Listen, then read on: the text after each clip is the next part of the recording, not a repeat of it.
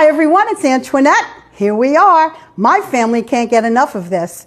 Pesto, mozzarella, stuffed chicken breast. So easy, so simple. I have my 2 chicken breasts here. If I'm making it for 4, I would use 4, 6, whatever it is. I cut the chicken breast in half, but not all the way. Leave it closed, so this way it becomes stuffed. Okay, so I've got 2 of them. What I'm going to do is coat it, first of all, with a little bit of olive oil, just a little bit, just to keep it moist. And then I'm going to take the pesto. You can make your own or you can buy store-bought. It's up to you, whatever you're comfortable with. I have to tell you, the store-bought ones are delicious. But it's simple to make your own. It's just, you know, the basil, the pine nuts. It's so good. Okay, so now we're going to stuff it. We're going to put a little bit of Italian seasoning.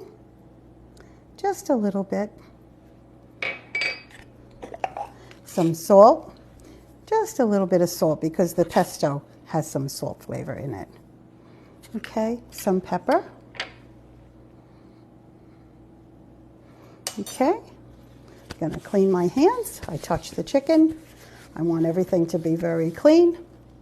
And now we're going to put the mozzarella in it. I like to use fresh mozzarella. Okay, like that. Some peppers. This is a recipe, when I tell you you have company, it's like a gourmet meal. This is the kind of recipe that you see when you go into a fancy restaurant, Italian restaurant. You'll see something stuffed like this. It's so good, so flavorful, but yet so simple. You see how easy it is? Then this goes in the oven for 350, at 350 for about 25 to 30 minutes. And I want to tell you, it's done. You fold it, you close it. I like to put a toothpick just to make sure everything stays inside. It's like a little pocket.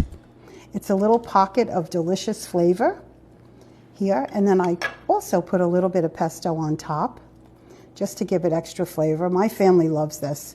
I'm telling you, they can't get enough of this. When I make it, they all come running over.